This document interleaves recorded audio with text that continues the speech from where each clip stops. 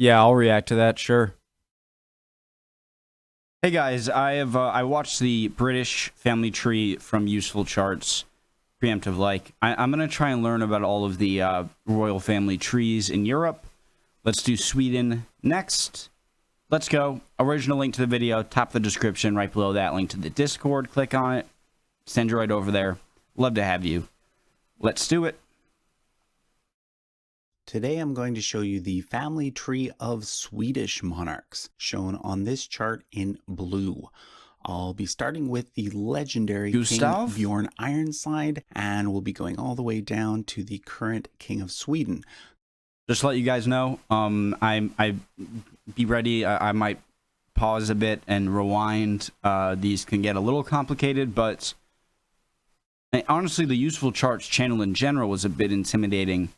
But just because of the layout that you presume is going to be in the video, but really it's different, and they do a really good job, he, she, they, whoever it is, doing this channel at breaking down very complicated trees like this. So I may have questions. Carl XVI Gustav, and we'll be going all the way down to the current King of Sweden, Carl XVI Gustav. Please note that I now sell two different versions of my European royal family tree. Yeah, so I did this one the other day, the English. The original one, which looks like this, focused mostly on Western Europe. So I've now labeled that one with the word West. I think I'll do the France new version, next. which I'll be using in this video, covers Central and Eastern Europe, as well as Scandinavia. So I've labeled it North/East. Both versions are now available at my website, usefulcharts.com.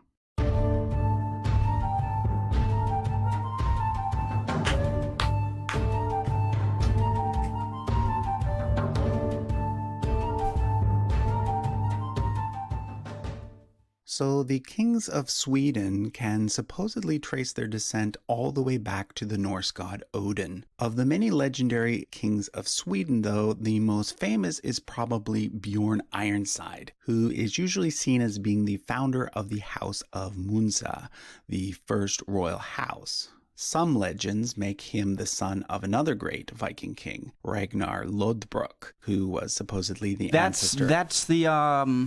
That's the guy who died in the pit of snakes, right? Of the kings of Denmark as well. But the first historical king of Sweden is Erik the Victorious. He reigned during the late 900 CE and was a contemporary of Sven Forkbeard over in Denmark. In fact, he is linked to Sven via a legendary woman known as Sigrid the Haughty. Sigrid might actually be a composite of several historical women, but according to legend, she was married to Erik the Victorious first, and then second to Sven Forkbeard. This would make the second king of Sweden, King Olaf, the half-brother of Canute the Great, who ruled an empire that included most of England, Norway, and Denmark. Already seeing a lot of intertwining of Scandinavian. Other sources make their mother out to be the daughter of Mieszko I of Poland, which would make her sister to the first King I of Poland, which would make her sister to the first king of Poland. But again, everything we know about her is legend. What we do know is that in Sweden, King Olaf was the first king to embrace Christianity, and that he was followed by two of his sons. He also had a daughter named Anna, who is later known as Saint Anna. She married Vladimir the Wise, the Grand Prince of Kiev. So all of the remaining princes of Kievan Rus have a connection to Swedish royalty through her, which brings me to an important point. Okay, so with the English royal family, at least definitely during the beginning, earlier on, I saw they had the kind of strategy of they followed the male line until there wasn't one, and then they'd go to the female line, or if a line ended and there was no heir, you just track back up to the nearest branch and then go over and then find the next living relative. Some have questioned the fact that I've included the Scandinavian monarchs on the East chart as opposed to the West chart, because most people think of Scandinavia as being part of Western Europe. Now, although this is true from a modern perspective, for much of medieval history, the Scandinavian royal lines actually intermarried more frequently with Central and Eastern Europe. This is just one example of this, but it demonstrates why I split things the way that I did. Getting back to Sweden, you'll notice that the male line of the House of Vasa died out fairly quickly. In 1060, therefore, the throne passed to a new house, the House of Stienskiil, through a female line. And then after the House of Stienskiil, we actually get two rival houses, the House of Erik and the House of Svirka, who fought for control of the throne. And I'm not going to go through every king from these early dynasties, but I do want to mention another important point. I've been using the term King of Sweden so far, but I should make it clear that Sweden during the medieval period was not the same size as the Sweden we know today. In fact, through much of this period, there were actually two major kingdoms in Sweden, not just one. Sometimes they were unified. Gotland? Actually, two major kingdoms in Sweden, not just one. Sometimes they were unified, sometimes they were not. There was Svealand, land of the Swedes, but also Götaland, land of the Geats. You might recognize the name Götaland as being the kingdom from which the legendary hero Beowulf came from. Guys, I always get these three islands mixed up. So, no, this one I know is Gotland. Gotland, I remembered it because it's like Gotland, and it's an island. And then I think this one starts with an O. And then this one up here is the weird one that is like Finnish/Swedish owned, or not exactly.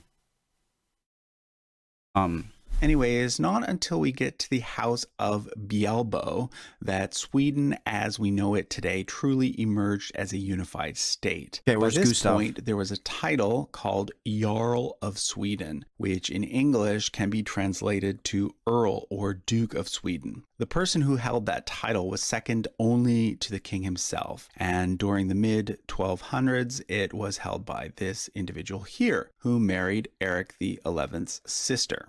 His name was Birger Jarl, and he was perhaps the most influential person when it came to the final consolidation of Sweden. He also founded the city of Stockholm, the current capital of Sweden, and he led the crusade that resulted in Sweden coming to rule Finland for the next 500 years or so.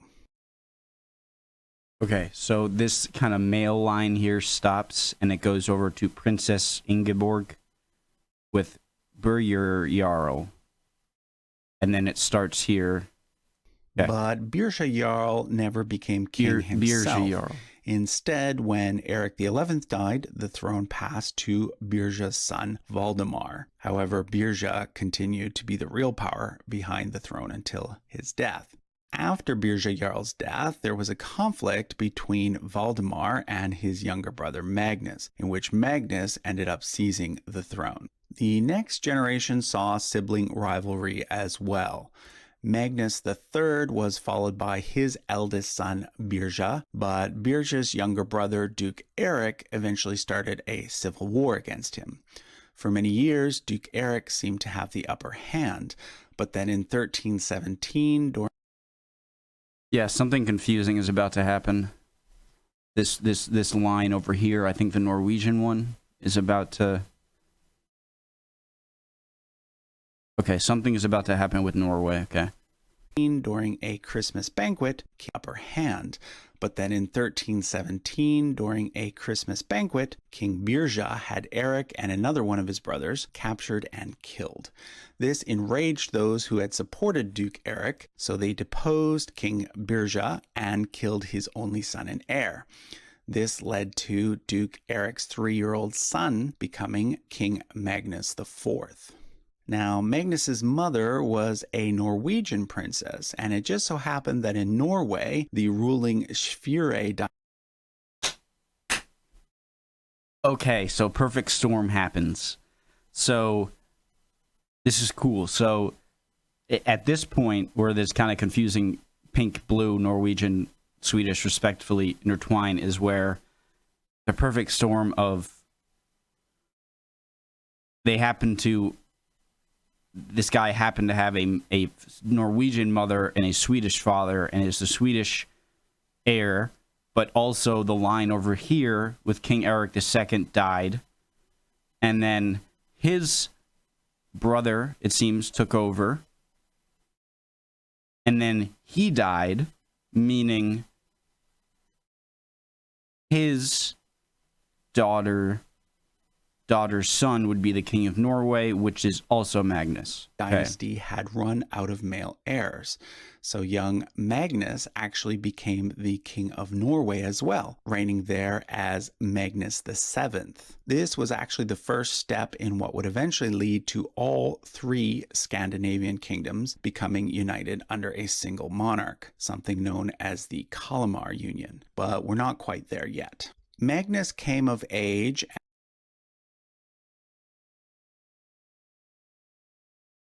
This was actually the first step in what would eventually lead to all three Scandinavian kingdoms becoming united under a single monarch, something known as the Kalmar Union. But we're not quite there yet. Magnus came of age and was officially crowned in 1336. This occurred during a time when Denmark was actually without a king, having had mortgaged all of its land to German nobles. So that left Magnus the sole king in Scandinavia. But shortly thereafter, King Valdemar IV took over in Denmark and restored the kingdom there. And then in 1355, the Norwegian nobles decided they wanted to put Magnus's son on the throne instead. So once again, we had three separate monarchs for Denmark, Sweden, and Norway. Okay, I get it. I understand. So Magnus for a short time was, or for a bit, actually, not a short time, was the king of both Norway and Sweden.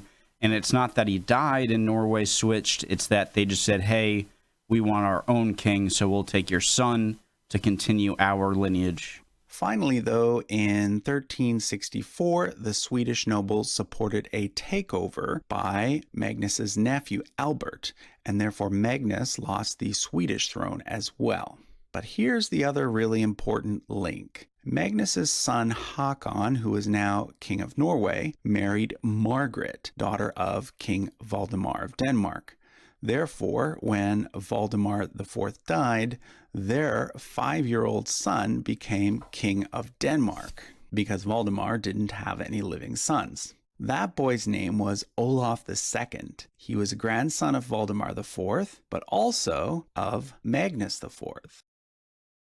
Okay, so Magnus IV was the only king in Scandinavia, and then King Valdemar became the king in Denmark. So now he was the only king in Norway and Sweden. And then he stayed the king of Sweden, but Norway chose his son to be the king of Norway. So now you have Håkon for Norway, Valdemar for Denmark, Magnus for Sweden, and then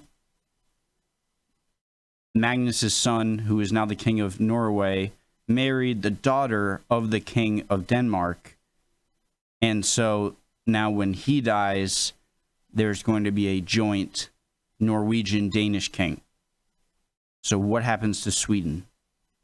When his father Håkon died in 1380, he became the king of Norway as well, thus uniting Denmark and Norway for the first time since Canute the Great. I love this channel. But as so often happens in royal genealogy, the unexpected occurred, and Olaf died at the age of 16.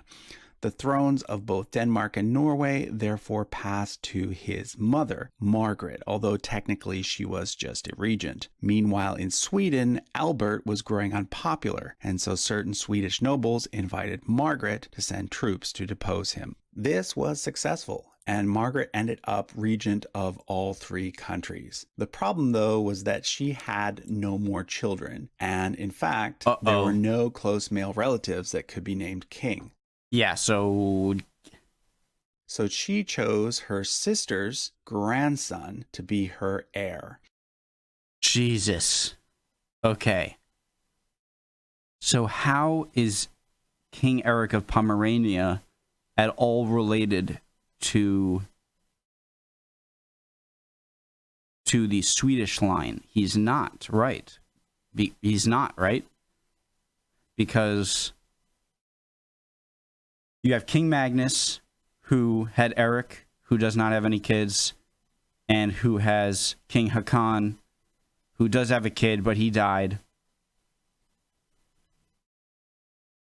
And he married Margaret. But Olaf down here, the second, was the last in the bloodline of the Swedes. So that means that King Eric of Pomerania is only Danish. So now it is only a Danish person with no Norwegian or Swedish lines. In 1397, at the age of 16, Eric of Pomerania was crowned king of all three countries in the city of Kalmar, and thus the Kalmar Union was born. However, Queen Margaret remained the true power behind the throne until her death in 1412. Eric then had quite a long reign, but since he did not have any children, upon his death, the throne passed to his nephew, Christopher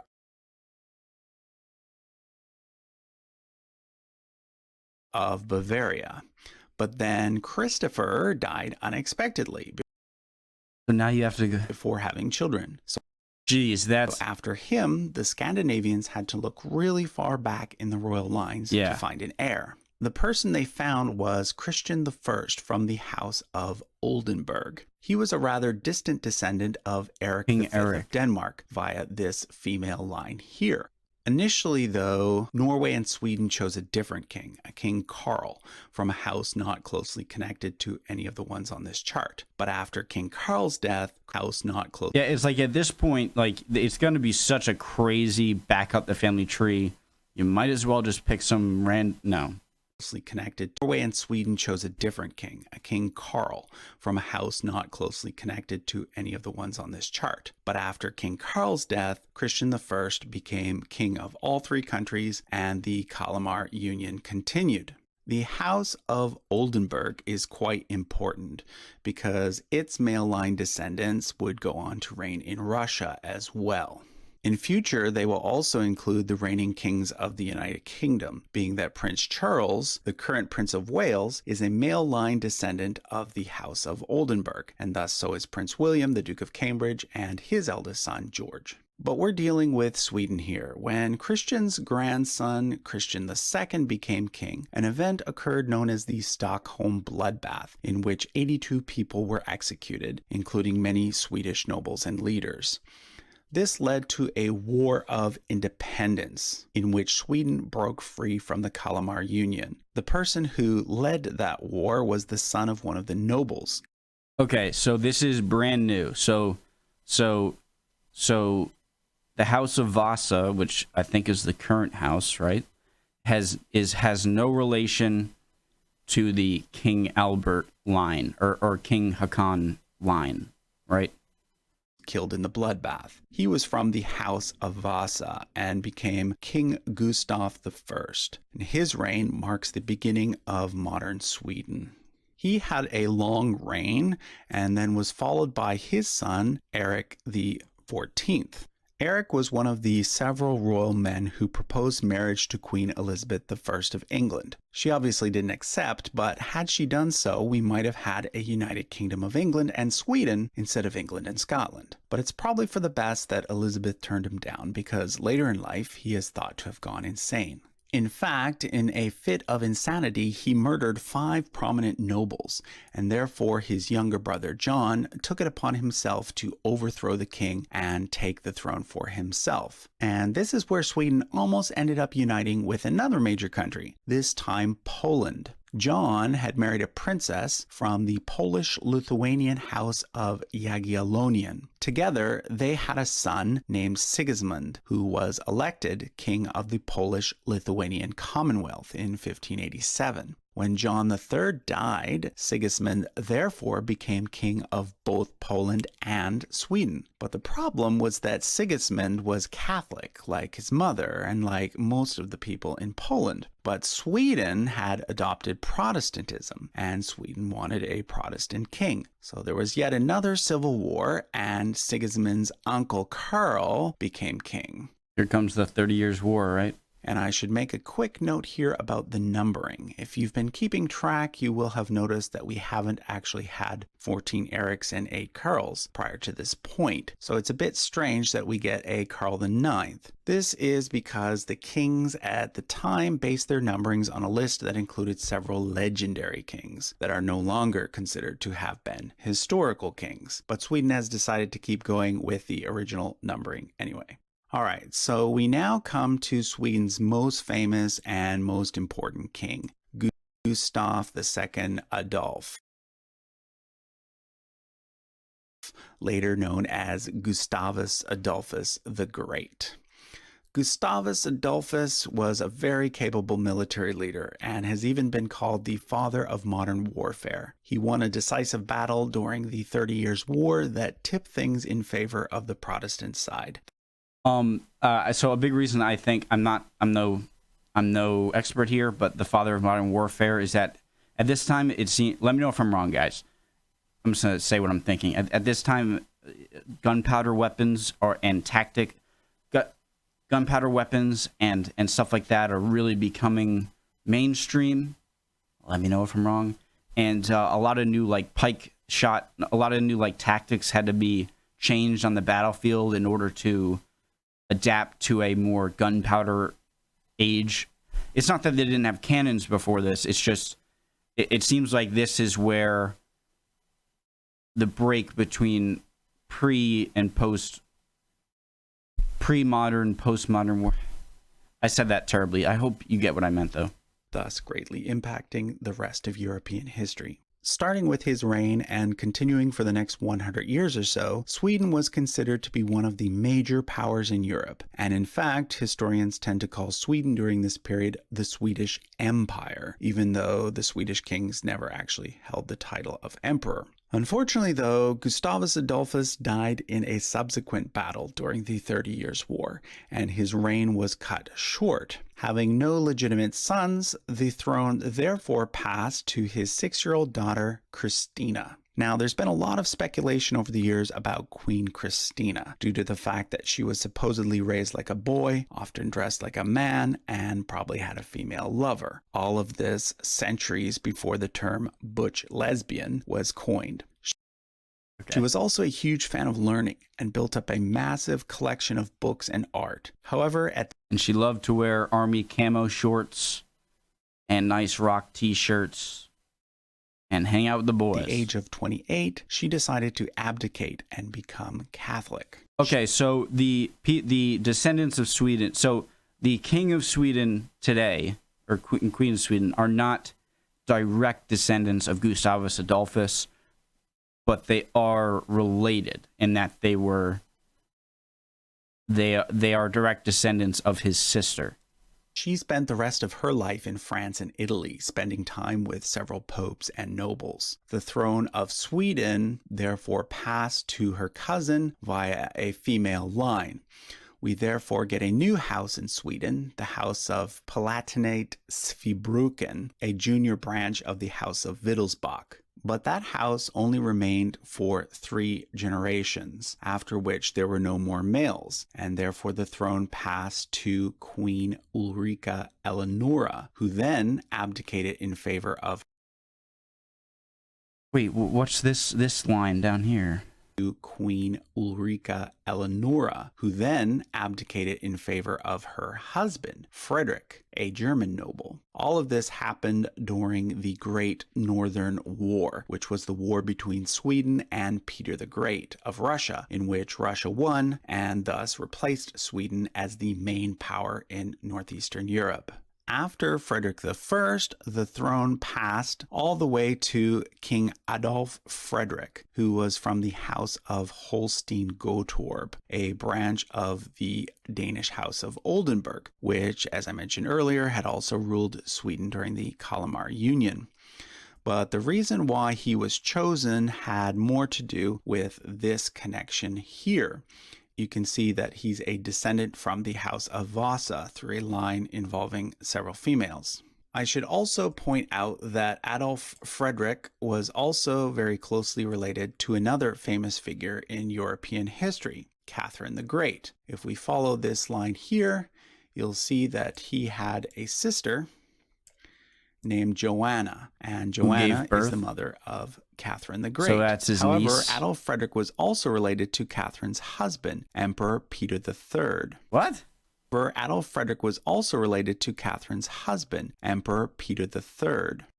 It is European monarchy. I shouldn't be surprised. Through this connection here, that makes them first cousins once removed. So although we tend to think of the remaining Russian emperors as being from the House of Romanov, they were actually members of the House of Holstein-Gottorp and thus members of the Oldenburg dynasty, just like the Danish kings and the future kings of the United Kingdom. But back to Sweden. The House of Holstein-Gottorp was actually short-lived there. We get a firstborn son, a grandson, and then a second-born son who reigned during his old age. And then at this point, there was a succession. Bernadotte. Napoleon is mad at you, sir. Crisis. Karl the 13th had there was a succession crisis. Karl the 13th had no legitimate living descendants, and in fact, his closest heir at this point would have been the Emperor of Russia. So the Swedish royal family turned to adult adoption instead, a rare move when it comes to European royal lines. At first, Karl adopted a Danish prince named Karl August, but Karl August died suddenly and unexpectedly, leading Karl to adopt for a second time. Napoleonic Wars. The second adopted son was Jean Bernadotte, a veteran officer of the French Revolutionary Wars and one of Napoleon's top generals. But once he became the crown prince of Sweden, he ended up joining the coalition that led to Napoleon's defeat. He also fought and won a war against Norway, which led to Norway leaving its union with Denmark and joining a union with Sweden instead. So when he became king in 1818, he became Karl the 14th John of Sweden and Karl III John of Norway. Okay, understood. And then you can see, I'm thinking, all right, so then the royals today aren't related all the way back to the Vasa house, but you can see eventually this line marries in with King Gustav V to Princess Victoria of Baden right there, which she is daughter of right here, and then daughter of Princess Sophie, who is a daughter of King Gustav IV Adolf. And we get a new royal house, the House of Bernadotte. Karl XIV John was followed by his son Oscar I, and then by his grandson, King Karl XV and IV. That king's daughter married King Frederick VIII of Denmark, and so she is actually the great-grandmother of the current Queen of Denmark. But in Sweden, the throne passed to his brother, who became Oscar II. During the reign of Oscar II, Norway achieved its independence and established its own monarchy, choosing the second son of King Frederick VIII and Princess Louisa. In Sweden, Oscar II was followed by King Gustav V, who was king during World Wars I and II. He married Victoria of Baden. Wow, he was king during World War I and II. And it's not like he just got on the scene in World War I. He had already been the king for 7 years. So King Gustav V, I've got to learn more about him. thus creating the first actual link between the House of Bernadotte Vasa. and the previous royal houses of Sweden. You can see here that she is a descendant of the House of Holstein-Gottorp through these links here. You can also notice that he had a younger brother named Karl, who had a daughter who married the King of Norway, and who is the current King of Norway's mother. So everyone's related, or all the Scandinavians, and you can see, I knew Prince Philip was royalty in Greece before he married Queen Elizabeth, the current queen. I knew that there. So where does? So he was also, and Denmark. Okay. So lots of connections between the current Scandinavian monarchs. In Sweden, King Gustav V was followed by his son, King Gustav VI Adolf, and Who is he Louis married Mountbatten? twice. Before becoming king, he was married to Princess Margaret, who was a granddaughter of Queen Victoria. Together, they had 5 children, including their eldest son, Gustav, the father of the current King of Sweden. But you can see they also had a daughter named Ingrid, who married the King of Denmark, King Frederick IX. She's the mother of the current Queen of Denmark. And so this makes the current Queen of Denmark and the current King of Sweden first cousins, which... Where do the Habsburgs mix into here? So I see Greece, Poland, Russian, British, Danish, Norwegian, Swedish are all sort of which is the connected. Closest relationship that exists between two European monarchs today. Prince Gustaf's relation and the current King of Sweden, first cousins, which is the closest of the current Queen of Denmark. And so this makes the current Queen of Denmark and the current King of Sweden first cousins, which Queen of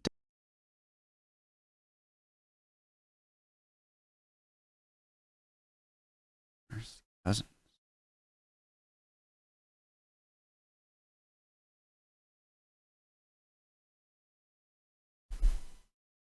So, okay, so right, so his King Carl the 16th, Gustav, his mother or father is the brother of Queen Margaret II of Denmark.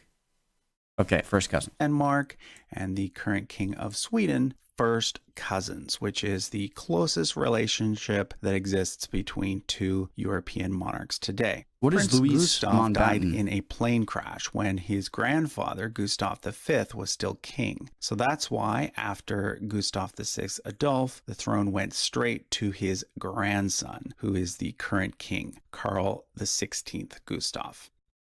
So what would happen if, like, Carl the 16th Gustav, so 2 days from Princess now- Victoria, if she died and he died, then where would they go?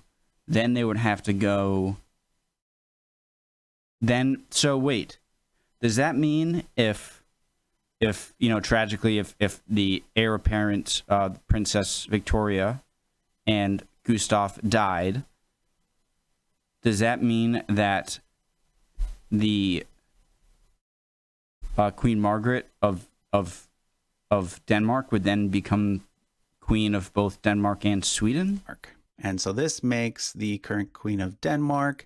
Gustav died. That's why, after Gustav's grandfather, Gustav V, was still king, his grandson, who is the current king, Karl XVI Gustav. 2 days from now, on September the 15th, Karl XVI Gustav will mark 46 years on the throne. That's longer than any other monarch in Swedish history. He's currently 73 and will eventually be succeeded by his eldest daughter, Victoria. And he's royalty, 73, especially for royalty. They seem to live very long.